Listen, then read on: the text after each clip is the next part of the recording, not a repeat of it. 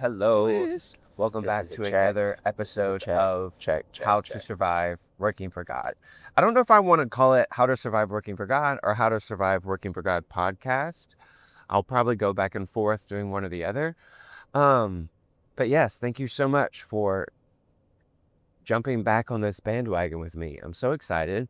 Um, I think for the first handful of episodes, I'll probably just do audio only, even though I know now it's a lot more posh to do your 3 camera setup and so on and so forth. But this is probably what I'm going to do for the time being because I got a lot on my plate. But I wanted to talk just for a few moments. Again, I'll probably say this for the first few episodes just to make sure we're all getting properly acclimated to each other. Again, if you're listening for the first time, welcome. So happy to have you in the mix. And if you are back in the mix, longtime listener, what's going on, my best friend? I hope you're wonderful. Um, I'm going to just kind of make some of these first episodes a little bit of an introductory into me, my experiences, but also just a little bit more of a base teaching level and conversation level of everything that I'm talking about when it comes to how to survive working for God. Why I use that language, examples, how we can all grow together, and all that good stuff. Mini commercial break. I have released my first ever book, How to Survive Working for God, same title, so it should be easy for you to remember. I'll have the link for all of that in the description. Um, I also have a course that goes along with the book. And I also have just started something called the Working for God Collective. That is basically a monthly membership where I provide you the course for free, as well as additional courses, all for free when you are a member of the monthly membership. It basically gives you an opportunity. If you think of uh, the church ministry staff as a pyramid, um, not necessarily in hierarchy, but just in the sense of just kind of seeing how everybody fits. To me, you at the top, you have the main pastor, and then below you have the people who attend, whether it be attend a church, attend a conference, whatever the case may be. And then you have all the people in the middle, and those people are the people who kind of let the church and the ministry function. So that could be everything from a volunteer, that could be a worship leader, that could be a youth pastor, that could be an administrative assistant, it could be a social media director, it could be tons of people, could be the people who help park cars or open doors and are in part of the greeting team. It's all of the people in the middle. And so what working for God is, and what I really want to give a lot of resources and attention to, are all the people that are in the middle. And so that will be a lot about what this podcast is about. Obviously, that could go beyond, and it could also include a pastor. It could also include people who don't work in a church or don't volunteer as much, or maybe they did it one time and now they're in a season where they're taking a little bit of a break. It overflows and spills over into those areas, but its primary focus is that middle group. And so that's what we are going to talk about. And so I have it in 3 different tiers depending on your team size. So if you have a smaller team, we have a cheaper tier. And then if you're 10 plus on your team, then we have a tier that also helps you. It's a monthly membership, and we'll also have special interviews and one-on-one opportunities if there's a specific issue that you're trying to navigate in your team, or maybe it's not even something that's going poorly or horribly. It's just something that you need help, somebody to kind of hold y'all's hand while y'all are in the transition period. We want to basically be a tool and a resource for you. You can do the first month of Working for God free if you want to try it out, see if it works for you, works for your team, works for your staff. If you use Working for God, if you use the code Working for God, all caps, no space, you will get your first month free. That will also be a link in the description that you can look that up. Hopefully it will be of use to you. And then you can try it out risk-free for a whole month. If it works for you, great. If it doesn't, wonderful. You can still hang out with the podcast and maybe even the book. And I am starting to get in a situation where I'm seeing a lot of people reach out about their teams and their staffs kind of making the book a little bit of a Bible study, which is so crazy to me, um, but so rewarding at the same time. Writing a book and focusing and doing all of this stuff is not for the faint-hearted. I have learned that. And so thank you so much for joining and being a part. Hopefully, even these episodes in this podcast are life-giving and encouraging to you where you are with what you're doing. And let's keep the party going. So today, what we're going to talk about is the language I use specifically around survive and working for God. I know, depending on how you grew up or depending on what your doctrine or theology background is, these may be harsh terms or they may come across as a little bit careless or maybe a little bit nonchalant in a way that you feel like is disrespectful. And so I want to make sure I meet y'all at that place and help kind of build a little bit of a bridge to understand why I use the language I use. Now, I grew up a pastor's kid and have been surrounded or involved in ministry literally my entire life. Whether it be travel or churches or youth ministry or singing or just all of the different facets. I have been in charge of helping park cars and greeting people. I remember there was a youth conference I really wanted to go to, and I didn't have money to. Oh, well, it was like a youth conference, but it was kind of like a college adult, young adult conference too. And I wanted to go, but I didn't have money to pay. So found out if you volunteered, you could attend the conference for free. So I parked cars for probably at least 2 years, maybe 3, at this one conference because I could get in for free if I helped park cars. So it was like the blistering heat, freezing winters, uh, but it was worth it for that free admission. So I understand all of the different things that come into play when it comes to ministry. The awesome opportunities to be in cool green rooms, and I understand the tough decisions and the frustrations and the misunderstandings. And so all of that, I'm very much aware in my life and lives of my friends and family. I have seen how it can, on several occasions, be a pretty sensitive universe and a sensitive, delicate world to live in. So I definitely want to make sure that nobody feels like I am being disrespectful when I use words like survive or working for God. That I don't say survive because I think ministry or working in a church is drudgery and that you should resent it your whole life and that you should hate it and you should resent God for even making you do it or anything like that. I say survive because I notice that it's very common for people to go through ministry and be angry that they have to do it, or angry at the people they have to serve, or angry for the people that God has placed them with certain people to do ministry around or with, or in the city that they have to do it, or the state, or the culture of the geographic location that they are in. Whatever the case may be, and however it may split up, I notice that so often that they feel like they are having to survive. That the only reason that they do ministry is that they are surviving it. Now, I don't feel like that is the proper way to look at it. I actually feel like there is a capability for God, who has called you to do ministry, to do it in a way that you come alive and thrive in it. As cheesy as that may sound, I really do believe in that your marriage can thrive, that your kids can thrive, that your wife doesn't have to live her whole life alone at the house because you're always at the church, or that your husband doesn't have to always get the least amount of you because you're always trying to give yourself at rehearsals or meetings, or that your kids don't grow up thinking that you love church more than you love them and all of that. I actually feel like there can be a total pendulum shift where there is an ability for you to thrive in all capacities, that you don't just serve God and you're glad you did, but you actually, everybody is better around you because you serve God in ministry. And Ministry could be part-time, full-time, volunteer, so on and so forth.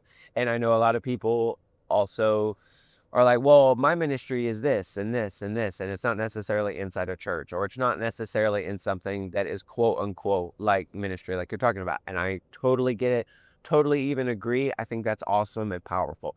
But I'm talking a little bit more on the nose ministry.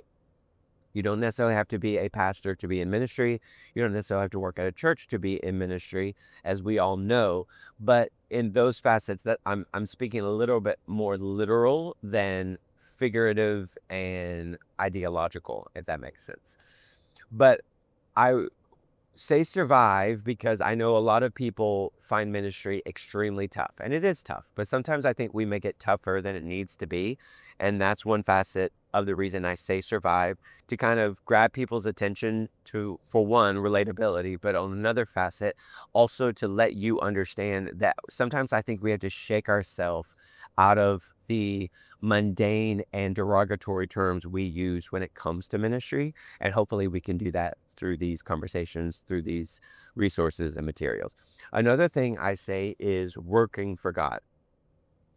And I know a lot of people find that term a little tricky because ministry and all of the things that come along with serving God and serving people should be a honor, should be a respectable, I don't know if duty is too strong of a word, but a respectable honor and a vocation and occupation that we get to lay our lives down for people and lay down our lives, our dreams, our desires for the sake of people, for the sake of people week in, week out, or events or traveling or whatever the case may be.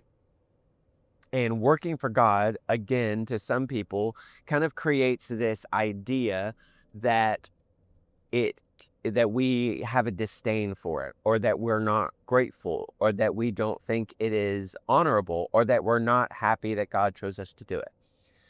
And I understand that, but I also want to make sure that, to me, I think it's a very healthy distinction to understand that working for God puts us in a situation where we understand the separation between salvation and ministry.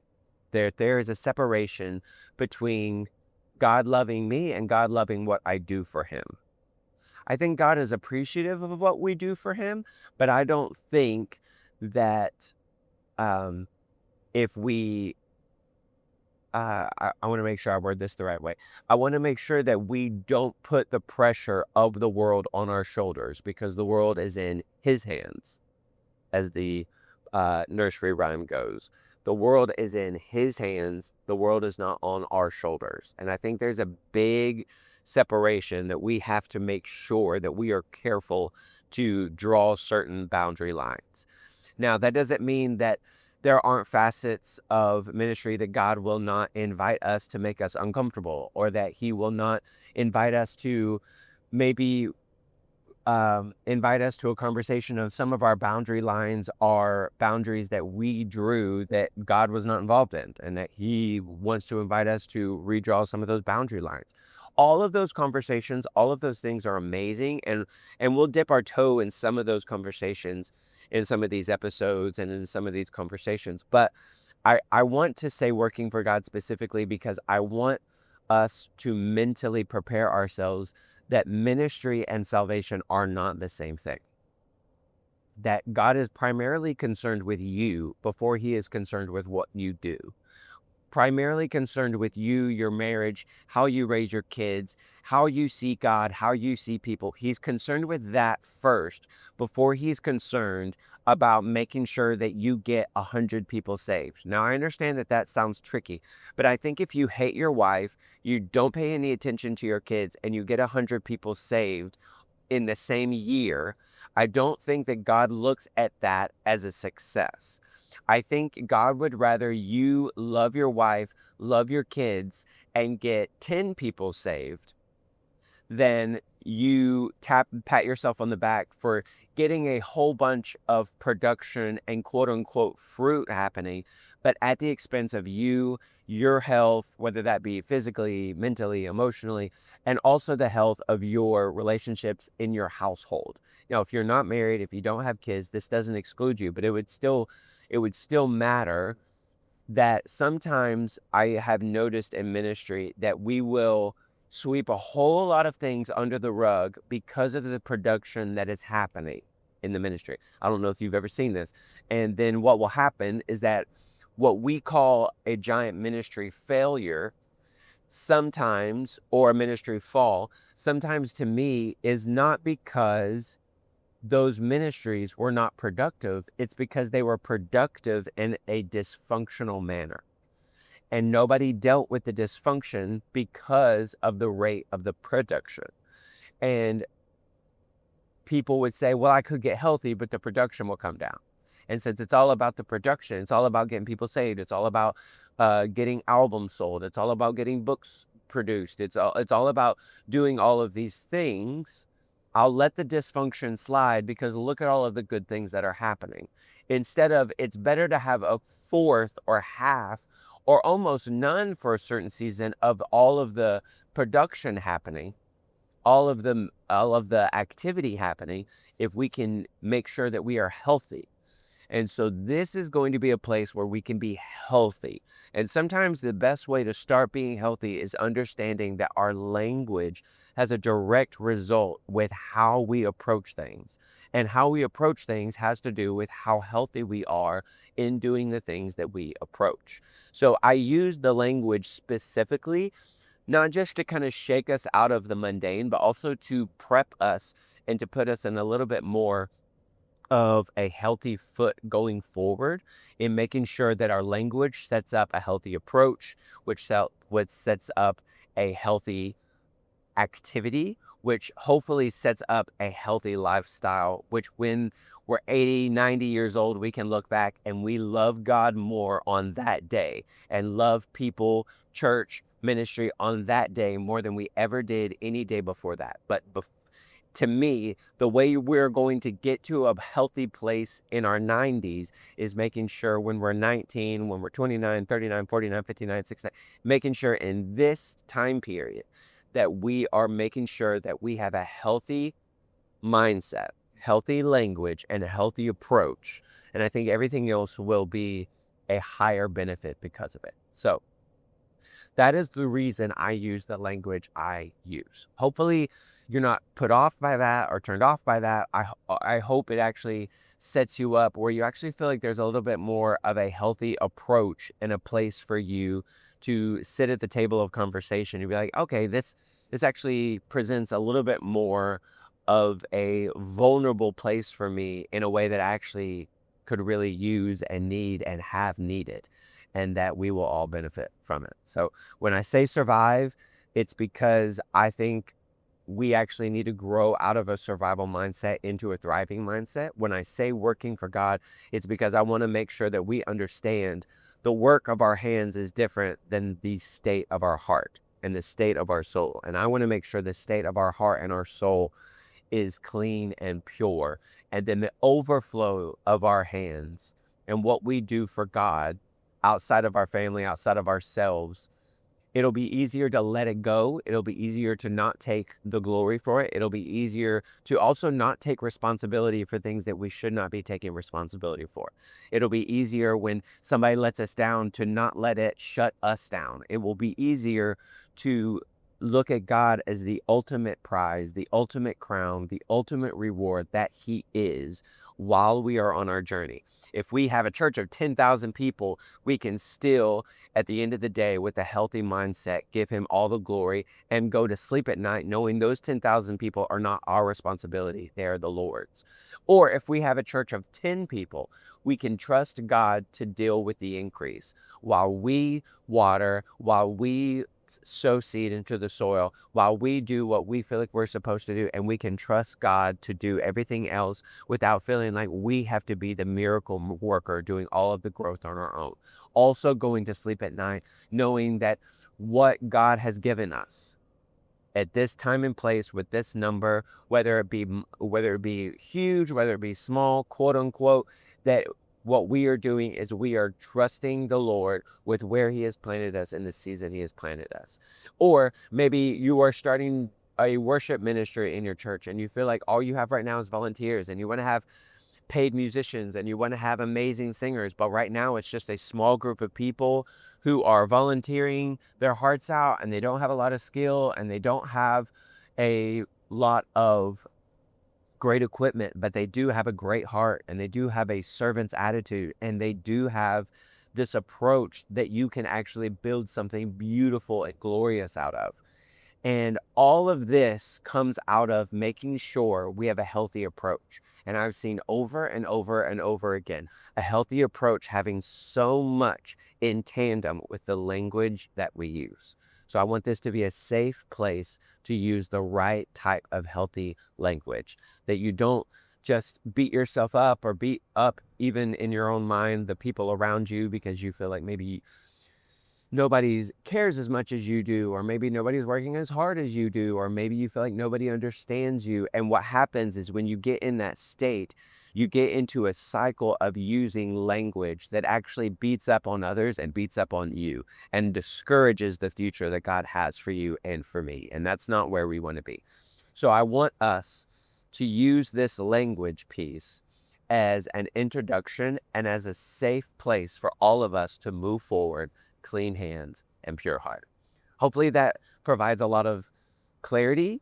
For some of you, that makes sense, and for some of you, you're unsure, and so you're gonna have to just have a little trust. And as we move forward, try your best to see if there's a place for you in this, and if so, what that looks like.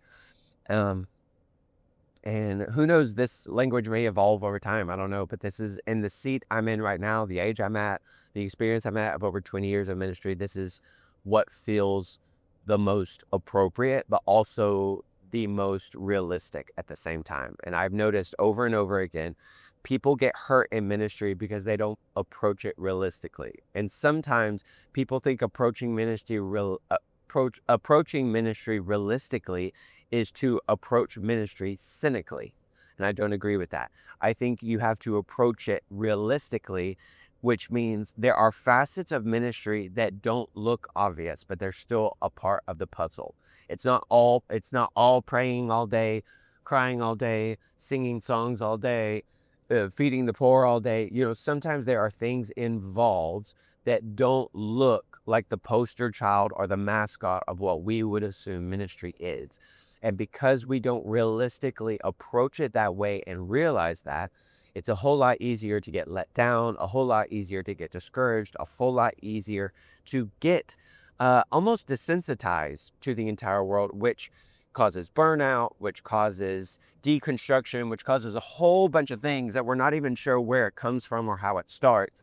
And I think we can approach it a way that not only heals some of those wounds, but also prevents us from even getting those wounds in the first place. And that's what I hope this podcast, my book, the collective, all of this, I hope this whole world for you creates a safe place for you to find that. And exhale for your soul, for your family, for your future, for your house, for me as well. So hopefully this is a place for that. So thank you so much again. Also, feel free to look in the description. There's going to be information for the book, for getting involved with the collective or the course or whatever is most helpful for you. I want what we do to be helpful for you. Some of the courses that we're going to provide in the future are going to be ones like Holy Marketing, where we talk about how to promote what you do without feeling like you're losing your soul, or how to write songs even though you feel like you don't play an instrument, or how to have a tool belt as a worship leader to practically build teams and build yourself, and so on and so forth. And so all of that will be rolling out over the next several weeks and months, and I'm so excited about it. Thank you so much for listening. Have the best day and week of all time, and we will speak soon.